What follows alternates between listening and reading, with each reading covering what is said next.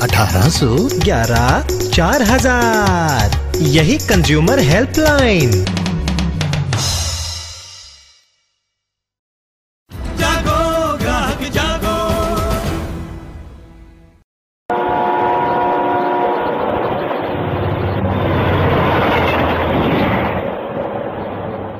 तो बड़ी खबर इस वक्त की, यात्री किराए में कोई बढ़ोतरी नहीं की गई है। रेल बजट पेश कर दिया है ममता बनर्जी ने, और जैसा कि उम्मीद की जा रही थी, यात्री किराए को बिल्कुल नहीं छुआ है, कोई वृद्धि नहीं हुई है। और ये कहते हुए, यही बताते हुए उन्होंने अपना रेल बजट भाषण समाप्त किया कि इन्फ्लेशन जिस तरह से बढ़ा है, आम आदमी जिस तरह से महंगाई की मार से परेशान है, उसको ध्यान में रखते हुए वो यात्री किराए में किसी प्रकार की कोई बढ़ोतरी नहीं कर रहे हैं। तो बड़ी खबर इसी बात के साथ, इसी नोट के साथ अपना रेल बजट भाषण समाप्त किया रेल मंत्री ममता बनर्जी ने। अपना तीसरा रेल बजट पेश कर रही थी आज लोकसभा में। तकरीबन 1.5 घंटे से भी ज्यादा का रेल बजट भाषण रहा उनका, जिसमें उन्होंने बहुत सारी लोक लुभावन पॉपुलिस्ट घोषणाएं की। पश्चिम बंगाल में अप्रैल में चुनाव होने हैं और उनसे उम्मीद भी यही की जा रही थी कि इसमें अर्थ का ख्याल कम रखा जाएगा और लोगों को लुभावने वाली बातें ज्यादा की जाएंगी। वैसा ही कुछ निकल के सामने आया है। बड़ी खबर, रेल बजट भाषण पूरा किया है और रेल किराए में कोई बढ़ोतरी नहीं की है रेल मंत्री ममता बनर्जी ने। हमारे साथ रेलवे के इस बजट पर बातचीत करने के लिए, इसका कई पहलुओं से विश्लेषण करने के लिए हमारे साथ हैं हमारे दो खास मेहमान मेरे साथ स्टूडियो में हैं। प्रोफेसर श्रीराम खन्ना, ये कंज्यूमर वॉइस से बिलोंग करते हैं। कंज्यूमर फोरम, कंज्यूमर्स की मानसिकता को समझेंगे हम प्रोफेसर खन्ना के साथ। और इसके अलावा हमारे साथ एमडी जुनेजा साहब हैं, रिटायर्ड रेलवे बोर्ड के मेंबर हैं। जुनेजा साहब, आपका भी स्वागत है इस कार्यक्रम में। सबसे पहले प्रोफेसर खन्ना, क्या कहेंगे, सबसे पहली प्रतिक्रिया, सबसे पहला रिएक्शन क्या है आपका इस रेलवे बजट में? देखिए, जो मंत्री जी, राजनेता चुनाव की सोच के मोड में हो पश्चिम बंगाल में जी, उससे ऐसा पॉपुलिस्ट बजट की उम्मीद की जा सकती है। तो ममता बनर्जी ने अपने व्यक्तित्व की तरह जैसे एक्सपेक्टेड है वैसा बजट पेश किया, और जिसमें दो चीजें खास हैं। एक, ये दिखाने के लिए कि मैं गरीबों का ध्यान रखती हूं, उन्होंने रेल के किराए नहीं बढ़ाए।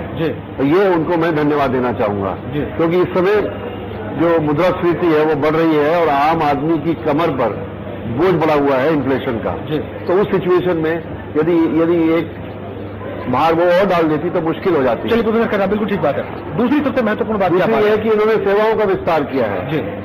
शताब्दियां और नई ट्रेनें, जो एग्जिस्टिंग ट्रेनें हैं उनका एक्सटेंशन, ये एक अच्छा संकेत है, क्योंकि जो इकोनॉमी ग्रो कर रही है उसको रेलवे की सर्विसेज को बड़े स्तर पर ले जाना है जी, और उस दिशा में एक महत्वपूर्ण कदम मानता हूं। चलिए, हमारे साथ जैसा कि हमने बताया, मुझसे एमडी जुनेजा साहब हैं, रिटायर्ड रेलवे बोर्ड के मेंबर हैं, एडिशनल मेंबर हैं। जुनेजा साहब, आपकी पहली प्रतिक्रिया क्या है, फर्स्ट रिएक्शन क्या है इस बजट से? क्या आप ऐसी ही उम्मीद कर रहे थे आप? नहीं, कुछ उम्मीद तो थी कि कुछ बिग टिकट इन्वेस्टमेंट्स या big ticket projects will be announced, तो वो नजर नहीं आया। तो long term, short term advantage है। शॉर्ट टर्म में तो जो किया इन्होंने अच्छा ही किया कि ये स्पेशली बॉम्बे में जो कुछ ट्रेन्स बढ़ी हैं या कुछ शताब्दी नई अनाउंस की गई हैं, उससे कुछ राहत मिलेगी। लेकिन किराए ना बढ़ाना या फ्रेट ना बढ़ाना, तो लॉन्ग टर्म में तो इसका खामियाजा भुगतना ही पड़ेगा। जुनेजा साहब, बिल्कुल ठीक कहा आपने। अर्थ के लिहाज से अगर बात करें, जो कमाई की है रेलवे ने, उसके कुछ आंकड़े थे, तकरीबन 95,000 करोड़ ये कमाई थी रेलवे की, और खर्च हुआ था 87,000 करोड़ का। अपने बजट भाषण में ममता बनर्जी ने इस बात को स्वीकार किया कि छठे वेतन आयोग की सिफारिशें लागू करने की वजह से रेलवे पर बोझ बढ़ा है, लेकिन इसके बावजूद भी रेलवे मजबूत हुई है, ऐसा ममता बनर्जी का कहना था। लेकिन जो आंकड़े हैं वो इस प्रकार की योजनाओं को बहुत ज्यादा सपोर्ट करते दिखाई नहीं दे रहे थे। तो क्या बिल्कुल इग्नोर कर दिया इस बात को कि डेफिसिट क्या है, अर्थ का संतुलन क्या है रेलवे के पास? नहीं, ये कहना तो ठीक होगा कि पिछले 3 साल में जो 50-55 हजार करोड़ का जो एडिशनल बर्डन आया है वो तो पे कमीशन की वजह से ही आया है, और ये कुछ लोग कह सकते हैं कि इसका it should have been factored in while making the budget. लेकिन नेट सरप्लस तो अवेलेबल नहीं है हमारे पास कुछ। अगर आमदनी बढ़ी है तो खर्चा भी बढ़ा है उसी हिसाब से। तो नेट सरप्लस जो अवेलेबल होना चाहिए फॉर डेवलपमेंटल और प्रोजेक्ट्स या नई ट्रेनें चलानी है, कैपेसिटी बढ़ानी है, तो वो पैसा तो उस हिसाब से अवेलेबल नहीं है हमारे पास। उसके लिए कुछ लॉन्ग टर्म इन्वेस्टमेंट्स या लॉन्ग टर्म करना पड़ेगा। चलिए, आपको लगता है कि जुनेजा साहब इसमें बहुत कुछ करना चाहिए? बहरहाल हमारे साथ बने रहिए जुनेजा साहब, आपके पास वापस लौटेंगे, इस विषय पर बातचीत करेंगे कि क्या करना चाहिए था और क्या हुआ है। हमारे साथ प्रोफेसर श्रीराम खन्ना साहब भी हैं, इनसे भी बातचीत करेंगे इस छोटे ब्रेक के बाद।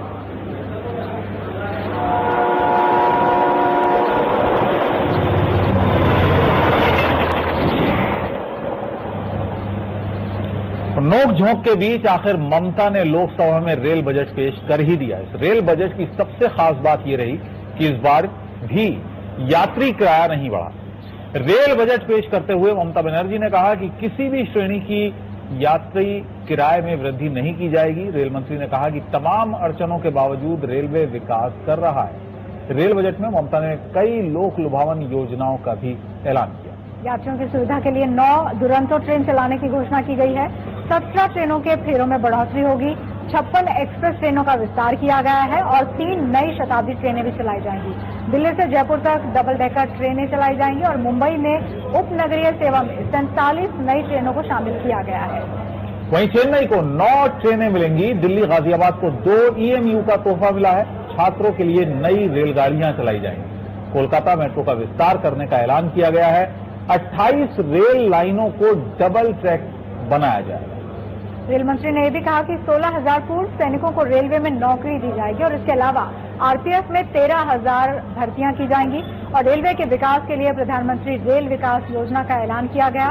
ऑनलाइन AC बुकिंग के लिए 10 रुपए कम अब देने पड़ेंगे और वहीं ऑनलाइन नॉन AC बुकिंग के लिए 5 रुपए कम चुकाने होंगे। तो लगातार आपको अपडेट हम देते रहेंगे। फिलहाल हमारे साथ खास मेहमान जुड़ गए हैं। हमारे साथ प्रोफेसर श्रीराम खन्ना है कंज्यूमर वॉइस से। इसके अलावा अरविंद मोहन जी हमारे साथ हैं यहाँ खास मेहमान स्टूडियो में। अमर उजाला के एग्जीक्यूटिव एडिटर हैं, वरिष्ठ पत्रकार हैं। MP जुनेजा साहब हमारे साथ लगातार बने हुए हैं। सुबह से ही ज्योति के साथ एडिशनल मेंबर रह चुके हैं रेलवे बोर्ड के। आप सभी का स्वागत है एक बार फिर। अरविंद जी, आपसे शुरुआत करते हैं। कैसे देखते हैं राजनीतिक रूप से अगर देखा जाए, चुनाव होने हैं, कांग्रेस के लिए कितनी बड़ी मुसीबत रही इस बार? चुनाव का बजट एक्सपेक्टेड था और वही उन्होंने किया, नया ऐसा नहीं किया है। वो बहुत बड़ी बड़ी चीजें 10 साल से करीब सुनाई दे रही हैं। डिमोलिशन डिवाइस, वेबसाइट पर डेडिकेटेड, तो सिक्योरिटी के दूसरे में जो उसको अनमैन्ड क्रॉसिंग पे सुरक्षा, ये सब में कोई ऐसा भी बड़ा। आपके पास आएंगे हम अरविंद जी। फिलहाल MP जुनेजा साहब हमारे साथ बने हुए हैं।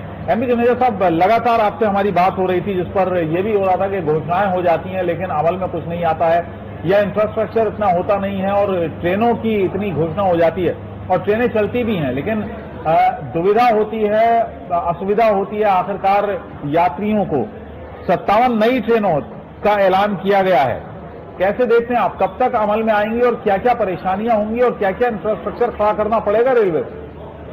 ट्रेनें तो चलेंगी लेकिन वो ट्रेन किसी और कॉस्ट पे चलेंगी, कुछ और ट्रेनें फिटेंगी। बिकॉज ऑलरेडी हमारा, जैसे मैंने पहले बताया कि सिस्टम जो है काफ़ी सेचुरेशन लिमिट तक पहुंच चुका है। तो आपके पास नए कोच कहाँ से आएंगे, नए वैगन कहाँ से आएंगे, नए लोको कहाँ से आएंगे? आप ट्रेनें तो चलाएंगे लेकिन उसके लिए पैसे चाहिए। जो विजन आपका 2020 डॉक्यूमेंट है उसके बारे में तो कुछ खास विस्तार से कोई बात हुई नहीं कि उसको कैसे इम्प्लीमेंट किया जाएगा, उस पर क्या अमल करेंगे कैसे? जो उसमें डॉक्यूमेंट में है कि आपकी हर साल 1000 किलोमीटर नई लाइन, 2000 किलोमीटर डबलिंग। लेकिन इस बार टारगेट कम कर दिया, 700 किलोमीटर का टारगेट कम कर दिया बिकॉज पिछले साल अचीव नहीं कर पाए हैं। और आपके वैगन कहाँ से आएंगे? आप कहते हैं 30,000 आपको वैगन चाहिए, आप माल ढोने के लिए वैगन चाहिए, वही आपका ब्रेड एंड बटर है, आपको पैसे तो वहीं से मिलने वाले हैं। सिर्फ पॉपुलिस्ट बजट आप कहेंगे वेस्ट बंगाल के चुनाव को देखते हुए? वो एक्सपेक्टेड था कुछ हद तक, लेकिन बिल्कुल पॉपुलिस्ट, क्योंकि किराए नहीं बढ़ाए गए हैं बिल्कुल। और मुझे नहीं लगता कि लोग नहीं चाहेंगे कि किराए ना बढ़े। लोग, अच्छी सर्विस अगर मिलती है तो लोग किराया ज्यादा देने को तैयार हैं। आम आदमी भी जो है थोड़ा बहुत पैसा ज्यादा देने को तैयार हो जाएगा अगर उसको सुविधाएं अच्छी मिले, उसको गाड़ी जो है पंक्चुअल पहुंचे, साफ सफाई मिले, उसको सेफ ट्रैवल हो। ये सब चीजें तो अभी भी बरकरार रहेंगी। आपका रुख करेंगे, हमारी संवाददाता रमा सोलंकी हमारे साथ जुड़ गई हैं। रमा, आपसे जानना चाहेंगे, कहा यह जा रहा है कि जो उम्मीद थी वैसा ही लगभग बजट है। राजनीतिक प्रतिक्रियाओं की अगर बात करें बाकी जो पार्टियां हैं उनकी तरफ से, क्योंकि कुछ कन्फ्रंट्रेशन हमें लालू यादव का जरूर दिखा, और बाकी पार्टियां किस तरीके से रिएक्ट कर रही हैं इस बजट को लेकर, क्या उनका कहना है? जहां तक स्थिति सब सोच रहे थे कि पश्चिम बंगाल चुनावों को देख करके रेल बजट आएगा, ये बात अलग है कि सिंगूर और नंदीग्राम को तोहफे जरूर मिले हैं, लेकिन हर जगह चेक एंड बैलेंस करने की स्थिति की गई। और जिस तरीके से जब ममता बनर्जी ने अपने अभिभाषण में पश्चिम बंगाल को देने की बात की और जेडीयू के सांसदों ने जो हंगामा वहां पर मचाया, तो यही दिखाई दे रहा था कि कहीं ना कहीं ये सोची समझी साजिश थी कि भाई जिस तरीके से सामने निकल कर आएगा, कहीं ना कहीं ये दिखाने के लिए कि भाई ये बजट कुछ खास नहीं है, मगर 57 नई ट्रेनों का तोहफा देना। और इसमें इन्होंने राहुल गांधी और सोनिया गांधी को भी तोहफा दे डाला। अमेठी से सुल्तानपुर तक के लिए ट्रेन लेकर आई गई है और वहीं रायबरेली से दिल्ली तक के लिए ट्रेन लेकर आए हैं। तो कहीं ना कहीं ममता बनर्जी ने चेक एंड बैलेंस की स्थिति को रखने की कोशिश की है। जहां पर उन्होंने छात्रों को तोहफा दिया है नई ट्रेनों का, वहीं उन्होंने बुजुर्गों को भी देने की कोशिश की है। चलिए रमा, आपका भी रुख करेंगे, हमारे संवाददाता दीपाली भी हमारे साथ मौजूद है और साथ ही मुंबई से हमारे संवाददाता इंद्रजीत भी हमारे साथ मौजूद है। दीपाली, आपसे जानना चाहेंगे, अभी तक तो क्योंकि एक्सपेक्टेशन थी कि क्या कुछ होगा, लेकिन अब सबसे बड़ी चीज शायद जिसका इंतजार था कि किराया बढ़ता है या नहीं, पहले हालांकि संकेत थे लेकिन अब क्लियर हो गया है कि किराया नहीं बढ़ा है। क्या कहना है लोगों का, संतुष्ट है या चाहते थे कि किराया चाहे बढ़ा देते लेकिन सुविधाएं बेहतर दे देते? जी बिल्कुल मीनाक्षी जी, जिस तरह से कयास लगाए जा रहे थे कि हो सकता है रेलवे जो है किराए में इजाफा करे, लेकिन ऐसा नहीं हुआ है। एक राहत की बात है आम जनता के लिए। ममता बनर्जी ने सोशल रेवोल्यूशन लाने की बात कही है, रेल के जरिए चाहती है कि पूरे देश भर में सोशल रेवोल्यूशन को लाया जाए। किस तरह का लगा बजट, लोक लुभावन वादे इस बार भी देखने को मिले हैं। जिस तरह से उन्होंने घोषणाएं काफी सारी की है, लेकिन क्या ये घोषणाएं पूरी हो पाएंगी, देखने वाली बात होगी, क्योंकि पहले की घोषणाएं भी अभी तक पूरी नहीं हुई है। अगर फॉर इंस्टेंस अगर हम दुरंतों को ही ले तो पिछले साल भी 12 दुरंतों की बात कही थी, अभी तक पूरी नहीं चल पाई, और इस साल 9 दुरंतों चलाने की बात कह दी। हमारे साथ लोग मौजूद हैं, इन्हीं से जानेंगे कि कितने संतुष्ट दिखाई दे रहे हैं ये ममता बनर्जी के बजट से। जिस तरह से आपसे जानना चाहेंगे मैम, बजट पेश हो चुका है, हर बार की तरह इस बार भी लोक लुभावन वादे किए गए हैं। राहत की बात ये रही है कि किराया में इजाफा नहीं किया गया है, क्या कहना चाहेंगी? किराए का इजाफा तो ठीक है, लेकिन ये बात है कि जो वायदे करे जाते हैं पहले उनको पूरा करने की कोशिश करनी चाहिए, जबकि पिछले साल किए गए वायदे अभी तक पूरे नहीं हो सके, नए वायदे फिर कर दिए गए हैं। और ट्रेन की हालत इतनी गंदी है अंदर से कि आप लोग सोच नहीं सकते कि ना तो कोई सफाई का है या इंतजाम। पैसे कटा दिए ठीक है, लेडीज की उम्र कटा दी है वो भी ठीक है, लेकिन आगे जो करना चाहिए उसका भी ध्यान रखना चाहिए कि जो हम कर रहे हैं वो सही कर रहे हैं कि नहीं भी कर रहे हैं। जी दीपाली, आएंगे आपके पास फिर से, और इंद्रजीत का रुख करेंगे, मुंबई अपने दर्शकों को लिए चलते हैं। इंद्रजीत, 47 नई ट्रेनें उपनगर के लिए और कुछ भी घोषणाएं हुई हैं, संतुष्टि इससे होगी लोगों को, या फिर बात वही है कि घोषणाएं हुई हैं पूरी होंगी या नहीं होंगी, कौन इसका जवाब पूछेगा ममता बनर्जी से? शायद उनका आखिरी रेल बजट हो ये। जी बिल्कुल, सबसे बड़ी दिक्कत यह है कि पिछली बार भी 109 ट्रेनें चलाई गई थी, लेकिन वो 109 नई ट्रेनें नहीं थी, बल्कि एक फेरियां जो थी वो बढ़ाई गई। दूसरे जो इंफ्रास्ट्रक्चर है, जो एडिशनल रेलवे ट्रैक है, वो अभी तक नहीं बिछी है। तो जो नई ट्रेनें आएंगी वो कहाँ पे जाएंगी, और अभी जो ट्रेनें हैं वही चलती हैं, तो वही रोक रोक कर चलानी पड़ती है। हमारे साथ कुछ लोग हैं, हमारे साथ हार्दिक जी हैं, जो हालांकि ट्रेन में तो कम सफर करते हैं। हार्दिक जी, इस बजट को किस तरह से देखते हैं? नहीं, देखिए, ममता जी ने जो हमारे मुंबई शहर के लिए जो 40 ट्रेनें दी, बहुत अच्छी बात है, लेकिन ये ट्रेनें चलाने के लिए जो हमारे पुराना स्टेशन वो के वही है। जब तक ये स्टेशन नहीं सुधरेंगे, जब तक ये मैनेजमेंट व्यवस्था नहीं सुधरेगी, तब तक ये ट्रेनें जितनी 40 दो या 400 तो कोई फर्क नहीं पड़ता है। और ट्रेनें देने के बाद यदि एक एसी ट्रेन बॉम्बे को मिल जाए तो बहुत अच्छी बात है। और एसी ट्रेन मिलने से क्या होगा, सबसे बड़ी बात है रोड के ऊपर जो व्हीकल चलती है, प्राइवेट लेकर जाते हैं, वो लोग सब ट्रेन में आना चालू हो जाएगा, तो काफी बचत पेट्रोल के लिए भी हो जाएगी। हमारे साथ दूसरे भी हैं, कुछ लेडीज हैं, आप बताइए कि किस तरह की बजट से उम्मीद थी आपको? एक्चुअली बजट तो ठीक है, पर जो हम लोगों को प्रॉब्लम्स फेस करनी पड़ती है रश के कारण बोलिए, या जो टाइमिंग है प्रिपेयरली उसका टाइमिंग प्रॉपर नहीं होता है, जिसके कारण वहाँ पे रश नहीं होते हुए भी बहुत सा रश हो जाता है। और रही सिक्योरिटी के हिसाब से तो लेडीज कंपार्टमेंट में ऑलवेज लेडीज गार्ड को प्रेफर करना चाहिए। तो दूसरी जो सबसे बड़ी दिक्कत है मुंबई की, जो लेडीज की दिक्कत है कि लेडीज कंपार्टमेंट में लेडीज गार्ड की मांग इनकी लंबे समय से चली आ रही है, वो इस बजट में भी पूरा नहीं हुई। दूसरे जो 40 ट्रेनें हैं ये कोई बहुत बड़ी संख्या नहीं है, क्योंकि 70 लाख यात्री डेली मुंबई में अगर सेंट्रल और वेस्टर्न की बात करें तो डेली ट्रेवल करते हैं। जी इंद्रजीत, आप हमारे साथ बने रहिए। हमारे साथ दीपाली नंदा भी हैं, इसके अलावा रमा सोलंकी और 2 खास मेहमान हमारे साथ यहाँ पर हैं। MP जुनेजा साहब हैं हमारी सहयोगी ज्योति के साथ, इसके अलावा श्रीराम खन्ना साहब यहाँ पर हमारे साथ मौजूद हैं, professor Shriram Khanna, consumer vice से। श्रीराम जी, आप बताएं, अगर लोगों के हिसाब से हम बात करें, किराए में बढ़ोतरी किसी तरह की नहीं हुई है, ये लगातार नवा बजट ऐसा है जिसमें किराए में बढ़ोतरी नहीं हुई है। क्या आपको लगता है कि किराए में बढ़ोतरी नहीं हो रही है, ये बेहतर है रेलवे के लिए भी और लोगों के लिए भी? देखिए, इसके पीछे केवल एक मिनिस्टर की सोच है कि जो अपने आप को प्रो पीपल मिनिस्टर सिद्ध करना चाह रही है बहुत देरी से और साल दर साल। नहीं, सिर्फ यही नहीं, पिछले 8 सालों से यही हो रहा है। तो वो उससे पहले जो मिनिस्टर थे उनकी भी सोच यही थी और उस कारण से ये 9 बजटों में रेल किराए नहीं बढ़े। अब तो सिचुएशन ये है कि दिल्ली के गले में घंटी कौन मारे, कौन आखिर बढ़ाए। मैं केवल ये कहना चाहूंगा कि आज की स्थिति जहां 12-13% मुद्रास्फीति है, जो सरकारी मुलाजिम नहीं है जी, उन पर काफी मार पड़ रही है, क्योंकि इनकी इनकम लिमिटेड है और बढ़ती कीमतों से उस पर बोझ पड़ रहा है।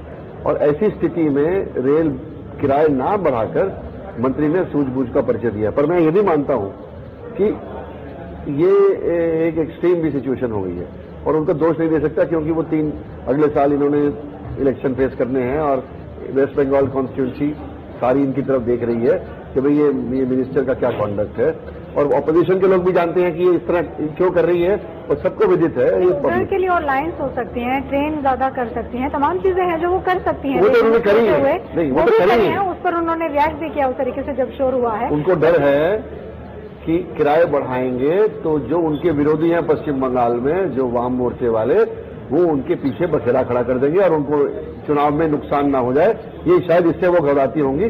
परंतु मेरा ये मानना है कि यदि रेलवे की सेवाओं में सुधार हो तो यात्री ज्यादा पैसा देने को तैयार हैं।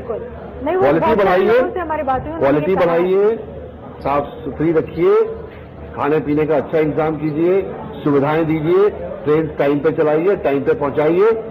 और मैं तो ये भी सुझाव देना चाहूंगा कि आप ऊपरी श्रेणी के किराए को बढ़ाइए और उनको इंश्योरेंस दीजिए कि अगर आपको रेलवे में नहीं सीट मिली तो आपको हवाई जहाज से भेजेंगे। आप एयरलाइन से अरेंजमेंट क्यों नहीं करते हैं? जो फर्स्ट AC के हैं वो भी कर सकते हैं, परंतु ऐसी बातें सोचने का शायद इनके पास इस समय नहीं है और फ्यूचर के लिए वो सोच सकते हैं। कितनी राजनीति है इस पर भी अरविंद जी हमारे साथ हैं, उनसे बात करेंगे। हमारे साथ MP जुनेजा साहब भी हैं हमारी सहयोगी ज्योति के साथ, उनसे भी हम जानेंगे। जो बड़ी उन्होंने दिलचस्प बात कही कि आजादी के बाद से इन 60-62 सालों में सिर्फ 10,000 किलोमीटर के ट्रैक हम लोग बिछा पाए हैं, जबकि चाइना ने इन्हीं 60 सालों में लगभग 51,000 किलोमीटर के ट्रैक बिछाया। फिर कहां हम पीछे रह गए?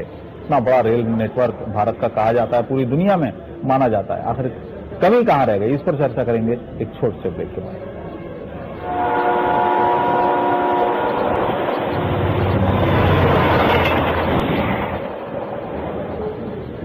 स्वागत है आप सभी का एक बार फिर से और हमारे साथ तमाम खास मेहमान मौजूद हैं जिनसे हम चर्चा कर रहे हैं रेल बजट के ऊपर कि जो कुछ कहा है रेल मंत्री ममता बनर्जी ने अपने बजट भाषण में आज, उसका क्या क्या असर दिखेगा, कितनी उसमें सत्यता है, महज कहने भर को बातें हैं या वाकई वो हमें इम्प्लीमेंट होती भी दिखेंगी। हालांकि ये कहा जाता है कि जिस तरह का रेल नेटवर्क है यहाँ पर बहुत मुश्किल है जो कह दिया जाए उसे पूरा करना। और पिछले रेल बजट से इस बार के रेल बजट में तुलना भी हम करेंगे। हमारे साथ 2 खास मेहमान स्टूडियो में यहाँ पर मौजूद हैं, अरविंद जी मौजूद हैं, साथ ही श्रीराम खन्ना जी हमारे साथ मौजूद हैं और हमारे सहयोगी ज्योति के साथ भी खास मेहमान मौजूद हैं। ज्योति का रुख करना चाहेंगे। ज्योति, हमारे साथ MP जुनेजा साहब हैं।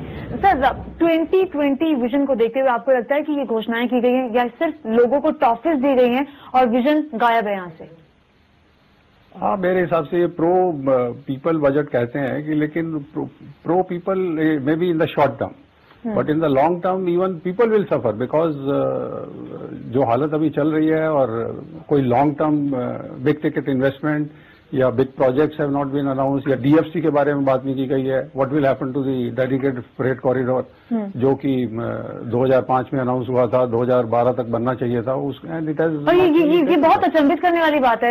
ये वो डीएफसी है जिसकी बात आप पिछले 10 सालों के बजट में हर रेल मंत्री करता है कि सोच रहे हैं, 10 साल से चल रहा है, 20 साल से सोच रहे हैं इसके बारे में, और उसी से ही आपका जो सैचुरेशन है इन दी सिस्टम वो उसी से ही खत्म हो पाएगा। Because you have to, as I said earlier in this morning, कि आपको दोनों आपकी जो आज की जरूरत है रेलवे की, आपको हैवी हॉलेज और हाई स्पीड ट्रेन चलाने की बहुत ज्यादा जरूरत है। वो आप तभी चला पाएंगे when you segregate the passenger and the goods traffic. लेकिन एक और बात, रेवेन्यू जनरेट करने के लिए आपने कदम क्या उठाया? आपने बोला कि आप फ्री टैक्स इंफ्रास्ट्रक्चर बॉन्ड लेकर आएंगे, कितना पैसा आप उससे जनरेट कितना पैसा मिलेगा उससे, या आपका जो पीपीपी मॉडल है वो अभी तक पिछले कई सालों से चल रहा है पीपीपी मॉडल के बारे में, लेकिन कुछ ज्यादा उसमें सक्सेस मिली नहीं है क्योंकि people are not convinced about that PPP model whatever we are. लेकिन आज आपने जब बात की, लेकिन इस पे आपने जोर दिया कि पब्लिक प्राइवेट पार्टनरशिप के बिना तो हम आगे बढ़ ही नहीं सकते। कई प्रोजेक्ट का आपने ऐलान किया और आपने उसके साथ कोट भी किया कि पीपीपी के तहत हम इस पे आगे बढ़ेंगे। करना चाहिए। पीपीपी है, वर्ल्ड बैंक है। अगर हमारे जो प्रोजेक्ट्स हमें आइडेंटिफाई करने पड़ेंगे कि जो प्रोजेक्ट्स हमें हाई ग्रोथ दे सकते हैं, जो इमीडिएटली एग्जीक्यूट हो सकते हैं, उनको सेग्रीगेट करके उनको फास्ट ट्रैक पे करना पड़ेगा। बाकी प्रोजेक्ट्स को छोड़ दिया जाए। अभी जितने पैसे हैं लिमिटेड पैसों में सारे प्रोजेक्ट्स में अगर कुछ कुछ पैसा डालते रहेंगे तो कोई भी प्रोजेक्ट टाइम पे नहीं हो पाएगा। लेकिन एक राजनीतिक सोच आपको यहाँ दिखाई दी, चूंकि वो जानते हैं वेस्ट बंगाल का चुनाव है, वो सत्ता में अगर वहां चल जाएंगी तो उसके बाद बाकी जो लोग बचेंगे, बाकी जो नए रेल मंत्री आएंगे वो संभालेंगे। बट अनफॉर्चुनेटली पिछले कई सालों से ये सब स्कीम्स चल रही हैं, लेकिन उनपे डिलेज बहुत ज्यादा हैं। सो किसी हद तक गवर्नेंस डेफिशिएट भी है। क्या किया जा सकता था रेवेन्यू जनरेट करने के लिए? क्या कदम वो उठा सकते थे? रेवेन्यू तो आप जनरेट कर सकते हैं। आप फ्रेट तो बढ़ा नहीं सकते हैं, बिकॉज आपका जो फ्रेट ऑलरेडी है वो चाइना से डबल और अमेरिका से 4 टाइम्स है। सो आपका फ्रेट ऑलरेडी बहुत ज्यादा है। अगर आप फ्रेट थोड़ा सा भी और बढ़ाएंगे तो आपका सारा ट्रैफिक जो है फिर बाकी ट्रैफिक भी रोड की तरफ चला जाएगा। तो हमारे साहब एक सवाल यहाँ पर जानना चाहेंगे और वो ये है कि ट्रैक्स की बात हो रही थी, आपने एक मिसाल भी दी थी जिसमें आपने कहा था कि आजादी के बाद से हमने जितने ट्रैक बिछाए उससे 5 गुना ज्यादा चीन ने अपने यहाँ रेलवे के ट्रैक बिछा दिए। इस बार भी घोषणा हुई है 700 किलोमीटर का ट्रैक बिछाएगा, क्या काफी है? तो 700 किलोमीटर से क्या करेंगे? आपके 2020 विजन डॉक्यूमेंट जो है, आप उसमें आपने कहा 1000, उसके बाद 2000 डबलिंग, उसके बाद 14000 आपने 10 साल में इलेक्ट्रिफिकेशन। अब आप इलेक्ट्रिफिकेशन के बारे में आते हैं तो डीजल की हालत इतनी खराब है कि मेरा 8000 करोड़ का तो आपका डीजल का बिल है इस साल का। अगले साल प्रॉब्लली 10,000 करोड़ हो जाएगा, जो अभी उसमें मिडिल ईस्ट में जो प्रॉब्लम चल रही है उसके हिसाब से आपके डीजल के प्राइसेस और ज्यादा हो जाएंगे। So how will we meet even the running cost, energy cost of the एक और चीज देखने को मिली जो पिछले बजट में हमने देखा था, हर बजट में पिछले बजट में था कि हम 250 किलोमीटर की रफ्तार से आगे बढ़ेंगे। इस बजट में कोई वादा ऐसा नहीं किया गया क्योंकि वो जानते हैं कि 150 किलोमीटर से ज्यादा प्रति घंटे की रफ्तार से हम आगे बढ़ नहीं सकते। नहीं, पर वो 150 वाला भी जो है, आप 2-4 ट्रेन ही तो 150 किलोमीटर पे चला पा रहे हैं, या 110 या 115 पे। बाकी सारी जो ट्रेन है वो तो एवरेज 50-60 किलोमीटर पे ही चलती हैं। क्योंकि वो जानते हैं क्योंकि इतना सैचुरेशन है। और उसी ट्रैक पे आप जो है जी ज्योति लौटेंगे आपके पास, उसी पे आप बातचीत करेंगे। हम स्टूडियो में हमारे मेहमानों का रुख करना चाहेंगे। अरविंद जी, आपसे जानना चाहेंगे, रेल बजट है, परंपरा है, पेश होता है, पिछले कई सालों से पेश हो रहा है और आगे भी आइंदा सालों में भी होता रहेगा। ये जो जरूरत और उसके बाद घोषणाएं और उनका कितना पूरा होना, ये तमाम चीजें, और आज जो कह दिया गया, इसको पूरे परिप्रेक्ष्य में कैसे समझाएंगे आप हमें? क्या जरूरत है वाकई की चीजें हो जाती हैं फिर होती नहीं है? नहीं, रेल आज हमारे लाइफ का इस किस्म का हिस्सा है कि उसमें बहुत ज्यादा सवाल बहुत किस्म से नहीं उठाए जा सकते। और प्रॉफिट और प्राइवेट पार्टनरशिप और ये सब चीजें बार बार आ रही हैं, और उसमें या फिर मुल्क में जो बाकी बदलाव हुए हैं, सिर्फ रेलवे का ही नहीं, उस हिसाब से कई बार लगता है कि रेलवे थोड़ा पीछे छूट रही है। लेकिन अगर कोई रेल मंत्री, चाहे ममता हो, चाहे लालू जी हो, चाहे नीतीश कुमार हो, अगर वो इस चिंता से काम करते हैं कि हम रेल भाड़ा नहीं बढ़ाएंगे और लोगों को रिलीफ देंगे, तो इसमें इसका स्वागत करना चाहिए। मुझे लगता है इसमें कोई हर्जा नहीं है, ये स्वागत का काम है। 2 तरह से रेलवे का कामकाज चला सकते हैं। एक तो ये है कि कारोबार बढ़ा के ट्रैक नया बिछा लें, यात्री नया कर लें, माल नया ढो लें, कुल बिजनेस जो है उसको बढ़ा लें। 1 लाख करोड़ इस बार पार होने वाला है। जो अनुमान है उससे। और दूसरा तरीका यही है कि रेवेन्यू बढ़ाएं, रेवेन्यू इस किस्म से भी बढ़ाएं। और हम जनरल कैलकुलेशन में ये मानते हैं कि 1000-2000 करोड़ रुपए अगर हर साल यात्री भाड़ा पर भी बढ़ा होता तो रेलवे की हालत शायद थोड़ी बेहतर होती। और पिछला पैकेज आज से 8 साल पहले, 9 साल पहले नीतीश कुमार को 32,000 करोड़ का मिला था और फिर ये 60-65,000 करोड़ रुपए की मांग लेके वहां खड़ी हैं कि हमको और चीजों के लिए चाहिए। 85 उन्होंने प्राइवेट पार्टनरशिप के प्रपोजल्स का अनाउंसमेंट किया, लेकिन उतने से चीजें बनने वाली नहीं है। और हम सब लोग जब रेलवे के एसेट्स की गिनती करते हैं तो इतनी जमीन पड़ी है, ये बार बार बोलते हैं और इसमें पैरेलल कुछ खड़ा कर सकते हैं, लेकिन रेलवे की जो संपत्ति पड़ी है या जमीन जो पड़ी है उसका ज्यादातर हिस्सा ऐसे बंजर इलाकों में, ऐसे दूर दराज के इलाकों में और जहां मॉल लगाना, खोखा लगाना, दुकान लगाना, फैक्ट्री लगाना ये बहुत आसान नहीं है। वो बाढ़ का इलाका है, वो जंगल है, जहां पुल बना लेना रेलवे के लिए अपने आप में बड़ा काम है, सुरंग बना लेना अपने आप में। उस जगह अगर कोई चीज हो भी जमीन तो उसका इस्तेमाल कमर्शियल कर लेंगे, ये दिल्ली और कलकत्ता मुंबई देख के हम सोचते रहते हैं, ये बहुत पॉसिबल नहीं है। असली चीज यही है कि कामकाज में इम्प्रूवमेंट जरूर होना चाहिए। बहुत सारी चीजें हैं जो घोषणाएं हुई हैं, एक के बाद एक हम आएंगे, उन पर भी हम आएंगे। इसके अलावा जो राजनीतिक रेल बजट की बात हो रही थी, अरविंद जी खासतौर से आपसे उस पर बात करेंगे पश्चिम बंगाल के लिहाज से। आप सभी लोग हमारे साथ बने रहिए। दीपाली नंदा हमारे साथ बनी हुई हैं, इसके अलावा रमा सोलंकी हमारे साथ विजय चौक से बनी हुई है। लगातार राजनीतिक प्रतिक्रियाएं इस रेल बजट पर जो आ रही हैं वो हमें दे रही हैं। हमारी सहयोगी ज्योति के साथ एमटी जुनेजा साहब बने हुए हैं, एडिशनल मेंबर रह चुके हैं रेलवे बोर्ड के, उनसे हम लगातार सुबह से ही चर्चा कर रहे हैं। एक छोटे से ब्रेक के बाद लौटते हैं।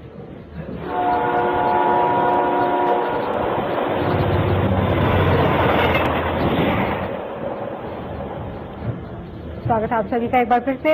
ममता बनर्जी ने अपना तीसरा रेल बजट पेश कर दिया है और बजट में जो जो घोषणाएं हुई हैं वो लगभग उसी तरीके से हैं जिस तरह से उम्मीद की जा रही थी। बंगाल को काफी नई चीजें दी गई हैं। हालांकि बंगाल के बारे में जब जब उन्होंने कोई घोषणा की तब तब सदन में शोर भी बहुत मचा और उसका जवाब भी उन्होंने दिया कि बाकी राज्यों के जब नाम लिए जाते हैं तब उतना शोर नहीं मचता है। तो जाहिर सी बात है, बंगाल देश का हिस्सा है तो वहां पर भी कुछ चीजों की घोषणा वो करेंगी और इसके जोर देकर भी उन्होंने कहा कि हाँ वो करेंगी इस तरह की घोषणाएं। हम चर्चा करें इस पूरे मामले पर कि जो जिस तरीके से अब हुआ है बजट पेश हो गया है, इसमें क्या क्या पॉजिटिव्स हैं और किस तरीके से इसको देखा जाना चाहिए। हमारे साथ स्टूडियो में खास मेहमान मौजूद हैं। आपसे जानना चाहेंगे अरविंद जी, राजनीति के लिहाज से अगर देखा जाए, क्योंकि सदन के अंदर जाहिर सी बात है कुछ सवाल जरूर उठाए गए हैं, लेकिन क्या राजनीति बहुत ज्यादा हावी होती है किसी भी बजट के ऊपर और खासतौर से रेल बजट, क्योंकि अब पश्चिम बंगाल में चुनाव होने हैं, महज वो राजनीति इनके दिमाग में हावी रही होगी या और चीज भी बहुत दूर तक सोची होंगी इन्होंने? नहीं, ये बजट के अंदर बजट है, मुल्क के अंदर एक मुल्क है, पूरे मुल्क में पसरा हुआ, तो इसलिए रेल के लिए ज्यादा मारामारी है। उसमें रोजगार के अवसर हैं, उसमें ठेके के अवसर हैं, उसमें बिजनेस है, उसमें पॉलिटिक्स है, ये सब कुछ है। रेल एक अपने आप में इंडिपेंडेंट चीज है और मुल्क के अंदर ये ऑटोनोमस एक किस्म का बना हुआ है, वो अपनी जगह है। और इसीलिए बार बार आप देखेंगे कि रेलवे के लिए बहुत मारामारी होती है, खासतौर से पॉलिटिकल जो ज्यादा एम्बिशियस लोग हैं उनके बीच। और फिर उसके बाद शुरू होती है अपने इलाकों को समृद्ध करना या उनको प्रोजेक्ट्स देना, रेलगाड़ियां देना और अपने लोगों को कॉन्ट्रैक्ट्स देना। कॉन्ट्रैक्ट्स सिंगूर नंदीग्राम में जिस तरह की घोषणाएं की हैं उसके पीछे कोई रीजन आप देखते हैं? क्योंकि सिंगूर से टाटा का जाना, वहां के लोगों में एक तरीके से नाराजगी हो सकती थी कि हमारा रोजगार चला गया, हमारे पास काम नहीं रहा, अगर इतनी बड़ी फैक्ट्री गई है, वहां पर इन्होंने घोषणा कर दी है। नहीं, वो नाराजगी अभी है, वो खत्म नहीं हुई है। जमीन लेना एक इशू है, लेकिन रोजगार के नए अवसर आना और बंगाल के लिए खासतौर से जो एग्रीकल्चर के बाद का जो ग्रोथ वो बंगाल में रुक सा गया, बल्कि जितनी फैक्ट्रियां वहां थी और जितना वहां इंडस्ट्री का हिस्सा था इकोनॉमी में वो धीरे धीरे कम हुआ है। तो कलकत्ता ही एकमात्र ऐसा जोन है जो लगातार गिरा है। दिल्ली बढ़ा, महाराष्ट्र, गुजरात, दक्षिण का ग्रोथ काफी बढ़िया है, कलकत्ता लगातार गिरा है। तो ये इशू तो अपने आप में है। कल्चरली भी गिरा है कलकत्ता, मैं कहूंगा कि कल्चरल कैपिटल था, उसके लिहाज से भी गिरा है। तो वो पॉलिटिक्स अपनी जगह चल रही है और वो पॉलिटिक्स इस बार और ज्यादा है इस बजट में, क्योंकि चुनाव पास में।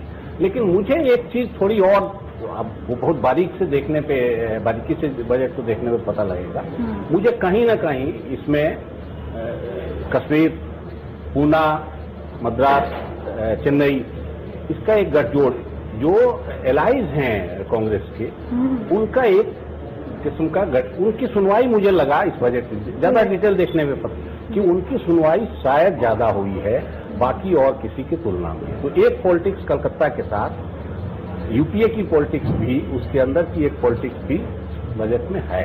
अगर बहुत बारीकी से देखेंगे तो शायद ये बात मैं बहुत दावे से कहूंगा। अभी मुझे जो सुनते सुनते लगा कि एक पॉलिटिक्स ये भी उसके अंदर चल रही है।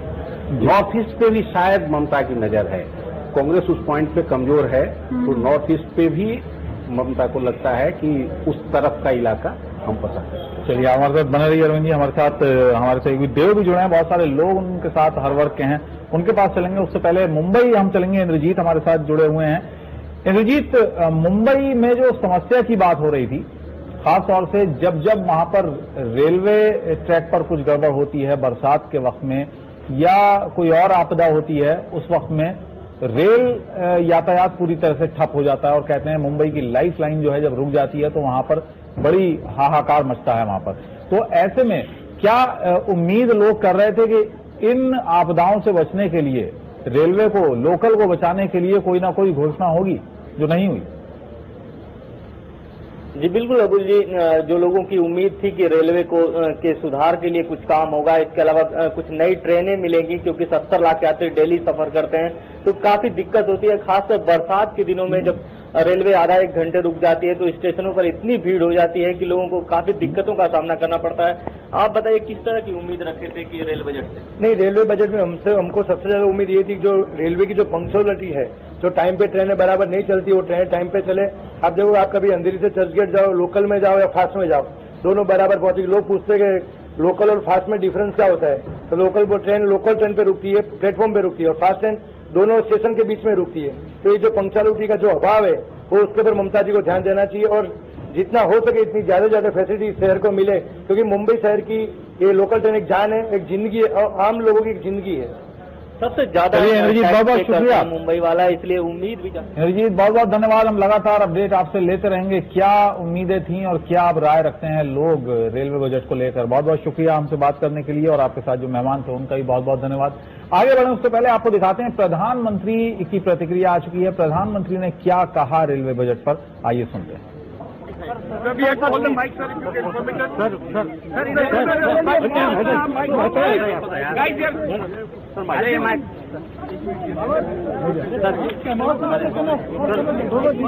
तू क्या कर रही है? हाँ है, अरे शिवराज को अपना वो दे दे, शिवराज को अपना केबल दे दे मुझे यार।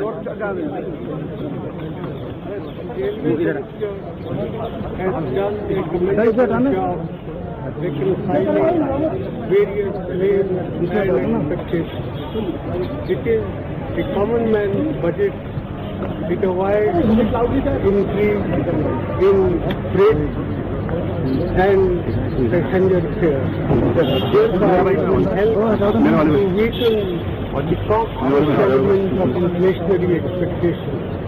At the same time, the railway minister has taken good care to increase investment in critical areas of railway infrastructure, thereby sustaining the growth momentum of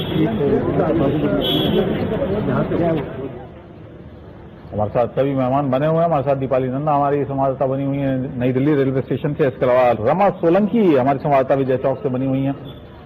देव हमारे सहयोगी बने हुए हैं, उनके साथ कुछ खास मेहमान हर वर्ग से हैं, उनसे भी हम सवाल करेंगे जो उम्मीदें थी, कितना खरा उतरा ये बजट उनकी उम्मीदों पर। इसके अलावा अरविंद जी और प्रोफेसर खन्ना हमारे साथ बने हुए हैं, उनसे भी हम बात करेंगे एक छोटे से ब्रेक के बाद।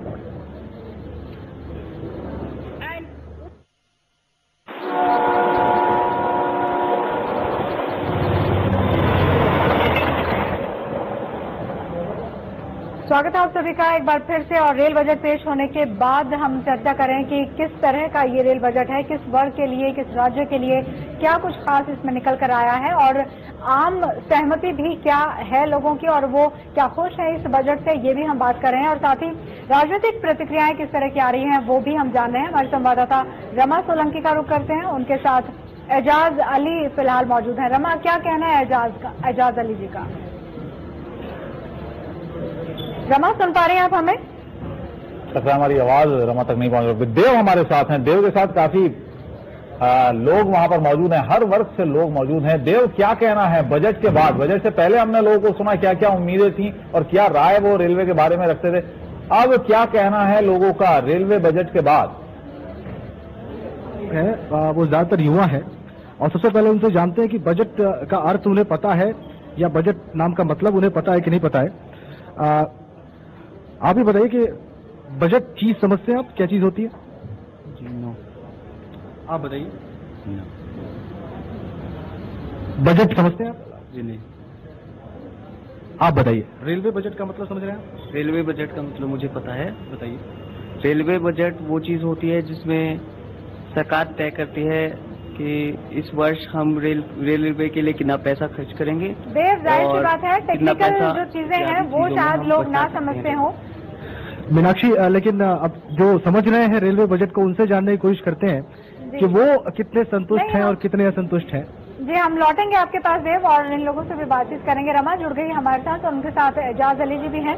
रमा, क्या कहते हैं एजाज जी, जो बजट में घोषणाएं हुई हैं खासतौर से बिहार को लेकर या फिर बाकी कुल मिलाकर बजट पर क्या कहना है उनका?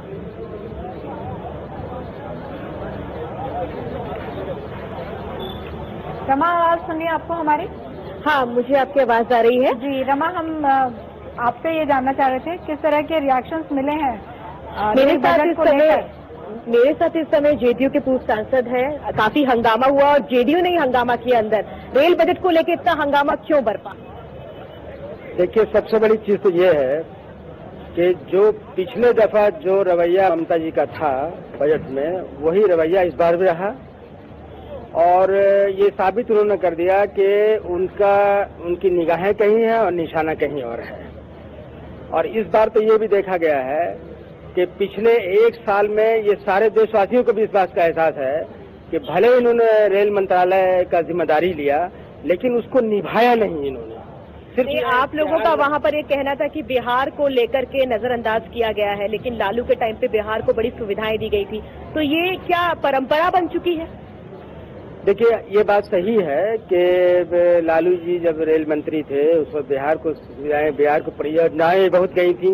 उसमें बहुत सी परियोजनाएं ऐसी थी जो नीतीश कुमार की बनाई हुई थी, रामविलास पासवान साहब की कुछ बनवाई हुई थी, तो परियोजनाएं बनी है और उसको लालू यादव ने इम्प्लीमेंट करने की कोशिश भी की थी। लेकिन जब से ममता जी बनी बिहार की, तब से बिहार में रेल की हालत बिल्कुल खराब हो ही गई और इस बार के बजट में उन्होंने बिहार को कुछ दिया भी नहीं है। एक उम्मीद थी कि हो सकता है दुरंतो मिल जाए, लेकिन वो भी बजट में नहीं देखा गया है। दुरंतो किनारा कर गई बिहार को। हाँ, ये चीज है, दुरंतो बिहार से बंगाल से चलती है, बिहार से रोंगती हुई नहीं। रमा एजाज साहब से पूछिए बिहार के लिए वो क्या चाहते थे? और ये बात रमा एजाज साहब से ये पूछें कि बिहार के लिए वो आखिर चाहते क्या थे, या सिर्फ विरोध करने के लिए विरोध हो रहा था? उनके दिमाग में कोई योजना थी जो अभी वो बता सकें दर्शकों को? जब आज बजट पेश हुआ तो आप बिहार के लिए क्या चाहते थे या खाली हंगामे के लिए हंगामा है? नहीं, हंगामे के लिए हंगामा नहीं था वो। हम लोग चाहते थे कि पिछले दफा जैसे नेग्लेक्ट किया गया, इस बार नेग्लेक्ट नहीं किया जाएगा। कोई ऐसी परियोजना जो आप सोच के आए थे कि बिहार में होनी चाहिए? कम से कम दुरंतो होना चाहिए था, जो बिहार लेके दिल्ली तक होती डायरेक्ट, लेकिन वो भी नहीं मिल पाया हम लोगों को। बहुत सी परियोजनाएं तो पड़ी की पड़ी रह गई। जो मराड़ा और दो जगह जो चक्का बनाने के लिए फैक्ट्री बात थी, वो भी नहीं शामिल हो सका बजट। अबुल, बिहार के लिए कहा जा सकता है कि दुरंतो के लिए कहा जाता है बिना रुके लंबी दूरी तय करे, तो बिहार में रुकी ही नहीं दुरंतो। हाँ, बिल्कुल सही बात है। आज तक पिछले एक साल से सिर्फ रौंद रही है बिहार को। अब बिहार के लोगों के सीने पर से सवार होकर चली जाती है वो। जी, चलिए आप हमारे साथ बने रहिए। रमा, अरविंद जी एक चीज बताएं, तीन बार लगातार बिहार से रेल मंत्री होते रहे हैं। अगर हम रामविलास पासवान से लेकर नीतीश कुमार, उसके बाद लालू यादव, उनकी बात करें तो, और लगातार बिहार पर इन तीनों ही मंत्रियों का खासा फोकस रहा है, इससे कोई इनकार नहीं कर सकता। यहाँ पर एजाज अली साहब हैं, सांसद हैं माननीय, वो कह रहे हैं कि बिहार को नजरअंदाज किया। क्या आप मानते हैं ये कि बिहार को वाकई जानबूझकर नजरअंदाज किया गया, या यहाँ पर हंगामा करना लाजमी था इन सांसदों का, इसलिए हंगामा किया? इनके पास कोई योजना बिहार के लिए नहीं थी, वो बिहार के लिए आज भी नहीं बता पाएंगे कि क्या बजट में आप चाहते थे बिहार के लिए? दो तीन चीजें हैं असल में बिहार के लिए ही नहीं, मैं कहूंगा पूरे इसमें कहूंगा। एक तो रेल की इंटेंसिटी अभी भी बिहार में सारे प्रोजेक्ट जितने लालू जी ने और नीतीश कुमार ने और रामविलास जी ने तीनों ने अनाउंस किए, उसके बाद भी रेल डेंसिटी जो कहेंगे वो नेशनल एवरेज से नीचे है। तो ये कई बार लगता है कि बिहार के लिए बहुत कुछ हुआ, लेकिन असल में अभी भी आजादी के बाद से जो बिहार पिछड़ा हुआ था रेल के मामले में, इवन नॉर्थ साउथ बिहार नहीं जुड़ा हुआ था। 80 तक नॉर्थ और साउथ बिहार को जोड़ने वाली कोई डायरेक्ट ट्रेन नहीं थी। एक बरौनी का पुल बना तो वो ऐसे जैसे क्या रेवोल्यूशन हो गया, हम वो बचपन में गाना सुनते थे उसका। तो इस किस्म का पिछड़ापन था, तो उसको और शायद चाहिए था। जो प्रोजेक्ट्स अनाउंस भी हुए थे वो निश्चित रूप से स्लो हुए हैं या रुके हैं, तो वो शिकायत एक अपनी जगह है। मेरी शिकायत उन प्रोजेक्ट्स के लिए अपनी जगह होगी थोड़ी बहुत, उससे ज्यादा मेरी शिकायत असल में ये है कि जो 2-3 ऐसे सर्किट हैं टूरिज्म के बहुत अच्छे, जैसे राजस्थान के लिए बहुत बढ़िया टूरिज्म का सर्किट रेलवे बना सकता है, गुजरात के लिए बना सकता है, वैसे ही बुद्धिस्ट सर्किट अगर ठीक से बने, बुद्धिस्ट जो प्लेसेस हैं उनकी योजना कई बार धीरे हल्के में अनाउंस हुई, केसरिया को जोड़ो और बोध गया, इनको अगर ठीक से जोड़ा गया होता तो वो मेजर रेवेन्यू अर्नर होगा देश के लिए, क्योंकि बुद्धिस्ट पिलग्रिमेज जो है अपने यहाँ बहुत ज्यादा है। और गया में हवाई अड्डा चल रहा है सिर्फ उसके लिए, उतने होटल चल रहे हैं, अगर रेल से ये सुविधाएं दी जाए तो शायद बहुत अच्छा होता। तो अकेले बिहार के लिए मैं नहीं कहूंगा, मैं कहूंगा कि टूरिज्म के जो ऐसे पॉइंट हैं जिनको कायदे से डेवलप करके मुल्क कमाता, रेलवे कमाता, उस पर कोई जिक्र नहीं है आज के बजट में, कहीं गलती से। आप कैसे देखते हैं श्रीराम खन्ना जी, और क्या क्या चीजें ऐसी होनी चाहिए, क्योंकि बजट शायद जो एक प्रारूप बना उसी के अनुसार होता है, और वो विजनरी जो चीजें कही जाती हैं कि दूर की चीजें सोची जाएं, कैसे बेटरमेंट हो, वो चीजें लैक करती हैं शायद अभी भी बजट में। उन चीजों को शामिल नहीं किया जाता है कि स्ट्रेंथन कैसे किया जाए। नजर आ रही है कि कल की सोच जो है वो डोमिनेट कर रही है और परसों और तरसों की सोच हो ही नहीं रही है। लॉन्ग टर्म जो ग्रोथ का सिनेरियो है, हिंदुस्तान का जो इकोनॉमी 9% पे बढ़ रहा है, उसकी जो ट्रांसपोर्टेशन नीड्स हैं, फ्रेट की नीड्स हैं, उसमें जो नए ग्रोथ सेंटर्स बन रहे हैं, टूरिज्म की बात अभी इन्होंने कही, तो टूरिज्म तो एक अलग चीज है। इसके अलावा जो एम्प्लॉयमेंट और इंडस्ट्रियल प्रोडक्शन और सर्विसेज सेक्टर का ग्रोथ का जो सिनेरियो है अगले 10 सालों में, क्या उसकी ट्रांसपोर्टेशन नीड्स हम पूरी कर पाएंगे? हालांकि हिंदुस्तान की जो रेल की तुलना है वो चीन से नहीं की जा सकती, क्योंकि चीन का क्षेत्र जो है हिंदुस्तान से 3 से 4 गुना ज्यादा है, तो उसको डायरेक्ट कंपैरिजन में नहीं ला जा सकता। परंतु ये भी देखा जाएगा कि जो फास्ट ट्रेन चाइना में चल रही है, क्या हमारी सोच उसके बारे में है? दूसरे बड़े शहरों में मेट्रोज में मेट्रो रेल को लाने की क्या योजनाएं हैं, क्या सुविधाओं की क्या योजनाएं हैं, क्या क्वालिटी इंप्रूव की जा सकती है? तो ये दूरगामी सोच है वो शायद इसमें आज के बारे में चिंता करने के कारण दूर की सोच शायद नहीं। दूर की ऐसी भी सोच है कि कुछ परियोजनाएं ऐसी हैं जो 1975 से चल रही पेंडिंग पड़ी हैं, उन पर उन पर प्रायोरिटी से अटेंशन नहीं दिया जा रहा, और वो जम्मू कश्मीर का रेल लिंक है जी। चलिए उस पर भी बात करेंगे। एमपी जुनेजा साहब हमारे साथ बने हुए हैं, वो भी बताएंगे विस्तार से कि कैसे कैसे योजनाओं की ये घोषणा हुई है। इसके अलावा हमारे साथ देव हैं, काफी लोग उनके साथ हैं, हर वर्ग से लोग उनके साथ हैं, उनसे ही बात करेंगे एक छोटे से ब्रेक के बाद लौटते हैं।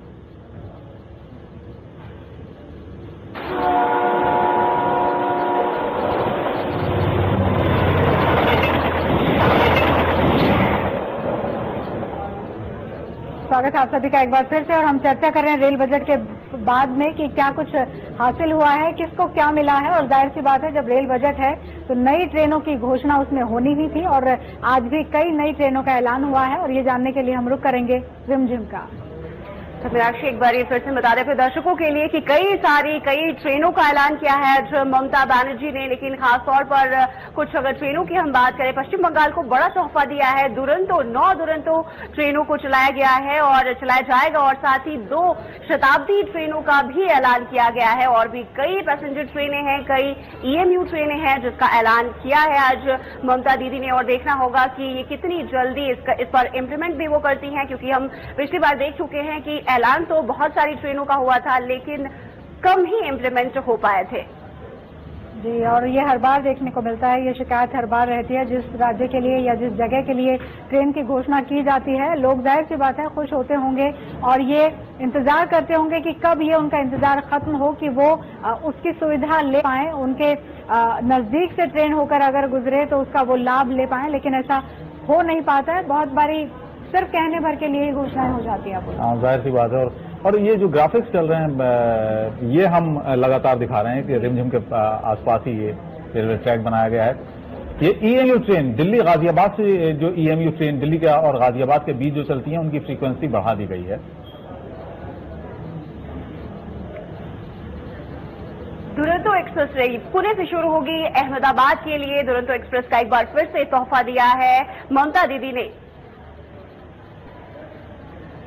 और दुरंतो एक्सप्रेस इलाहाबाद से मुंबई के लिए भी एक नई दुरंतो एक्सप्रेस की उन्होंने आज ऐलान किया है। तो इलाहाबाद के लोगों के लिए भी अच्छी खबर है कि इलाहाबाद से भी एक नई दुरंतो एक्सप्रेस का ऐलान किया है। सियालदह से एक पुरी के लिए भी आज ममता दीदी ने अपने पिटारे से सियालदह वासियों के लिए एक और तोहफा दिया है। सियालदह से पुरी के लिए एक दुरंतो एक्सप्रेस, साथ ही चेन्नई से तिरुवनंतपुरम के लिए भी एक दुरंतो एक्सप्रेस का ऐलान किया है आज ममता दीदी ने। जोधपुर से राजस्थान के लिए भी तोहफा है। जोधपुर से दिल्ली के लिए बहुत लोग यात्रा करते हैं और मुसीबत होती है, लेकिन दुरंतो एक्सप्रेस बिना कहीं रुके जोधपुर से दिल्ली के लिए भी एक दुरंतो एक्सप्रेस शुरुआत की गई है। एक शताब्दी एक्सप्रेस की शुरुआत हुई है, 2 शताब्दी एक्सप्रेस की शुरुआत हुई है। एक पुणे से सिकंदराबाद के लिए एक शताब्दी एक्सप्रेस चलेगी और साथ ही चंडीगढ़ के लिए लुधियाना से भी एक ट्रेन दिल्ली के लिए चलेगी, आज उसका भी ऐलान किया गया है। चलिए, काफी खूबसूरती से ये आपने दिखाया रिमझिम कितनी दुरंतो एक्सप्रेस ट्रेनें हैं, कितनी शताब्दी ट्रेनें इस बार चलाई गई हैं। खास बात देखी गई है अरविंद जी कि जो भी मिनिस्टर आता है उसको वो अपना एक सोच लेके आता है। जाहिर सी बात है, उस सोच को तो अच्छे बुरे में हम नहीं ढाल सकते, लेकिन हर बार एक नया नाम दिया जाता है। लालू यादव आए थे, उन्होंने गरीब रथ एक ट्रेन का नाम दिया था। ममता बनर्जी आई, उन्होंने दुरंतो नाम दिया। आज एक नया नाम देखने को मिला, राज्य रानी एक्सप्रेस। राजधानी की तर्ज पर स्टेट की जो राजधानियां हैं वहां पर जो ट्रेन जाएगी उसको राज्य रानी एक्सप्रेस का नाम उन्होंने दिया है। ये बहुत बढ़िया सप्त क्रांति, संपूर्ण क्रांति। तो इसलिए ये तो ठीक है, ये कल्पनाशीलता इस मामले में बहुत दिख रही है, लेकिन जहाँ कल्पनाशीलता होनी चाहिए अपनी चीजों को ले जाने की। एक ट्रेन के बारे में हम बहुत बचपन से सुनते आए हैं, तूफान एक्सप्रेस। हाँ, तूफान एक्सप्रेस। और उसके बारे में हमारी सोच ये थी कि वो तूफान की तरह चलती होगी। उस जमाने में चलती है, उस जमाने में तूफान लगता था, लेकिन जब लोगों से सुना उस जमाने में शायद वो तूफान की तरह चलती। अच्छा, एक चीज और अभी एक टर्म मैं देख रहा था, सुपर एसी कोच वाली ट्रेन होगी। अब ये सुपर एसी क्या है, इसकी व्याख्या आनी तो अभी बाकी है, लेकिन नाम जरूर दे दिया गया है कि सुपर एसी। पॉसिबल है कि ये कुछ अर्निंग के लिए थोड़ा लग्जरी होगा और किया गया होगा, जिसको उन्होंने शोर मचने के डर से, चाहे कोई किराया न बढ़ाया उस नाम पे, उसको अनाउंस नहीं किया। कुछ चीजों का फर्क तो अभी भी है। सुपर फास्ट पहले फास्ट, सुपर फास्ट इस किस्म का डिवीजन था। ये हो सकता है कोई नया उन्होंने थोड़ा और किया हो, जिसके एवज में वो थोड़ी कमाई और चाहती हैं रेलवे के लिए, लेकिन वो ठीक से कहीं न उन्होंने बोला न अभी तक उसके डिटेल आए। खाना और बाकी चीजें अगर देखें हम तो, जैसे लालू जी जब बजट पेश करते थे उस दौरान जैसे वो मिट्टी के बर्तन आ जाएंगे, तमाम तरह की चीजें आ जाएंगी, ये सब चीजें क्या सिर्फ एक अलग तरह का इम्पैक्ट डालने के लिए की जाती हैं? क्योंकि कुछ चीजें हो जाती हैं बाद में और कुछ चीजें छूट जाती हैं, लेकिन अगर हम फर्क भी करें पिछले बजट में और इस बजट में, क्या फर्क आपने देखा? कुछ अलग है कि पहले ये नहीं था और अब हो गया है तो अच्छा है? देखिए, कुछ बारीक फर्क तो हर मंत्री में रहता है। लालू जी में कई चीजें अच्छी थी, लेकिन ये जो आप कह रही हैं कि कुल्हड़ में चाय दो, खादी पर्दा लगा देंगे और चादर देंगे, वो कुछ लागू नहीं हुआ। थोड़े दिन के सत्तू देंगे, लिट्टी देंगे, ये कई तरह की चीजें उन्होंने अनाउंस किया, लेकिन वो कुछ हुआ नहीं, क्योंकि वो होना नहीं था शायद उस स्केल पे रेलवे का सही जरूरत पूरा करने लायक।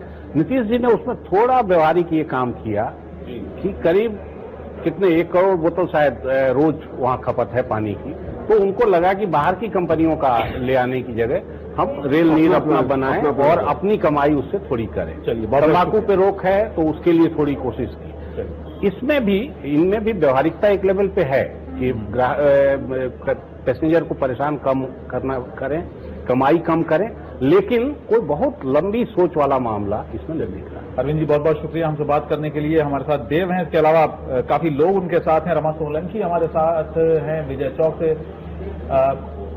हमारी सहयोगी ज्योति के साथ MP जुनेजा साहब। आपका भी बहुत बहुत शुक्रिया जुनेजा साहब, आपने सुबह से काफी विस्तार से हमारे साथ चर्चा की, बारीकियां बताई रेल बजट के बारे में और क्या होना चाहिए और किस तरीके से होना चाहिए, उस पर आपने काफी बेहतरीन तरीके से हमें इस बारे में इल्म दिया। बहुत बहुत धन्यवाद आपका हमसे जुड़ने के लिए, हमारे साथ ये प्रोग्राम करने के लिए।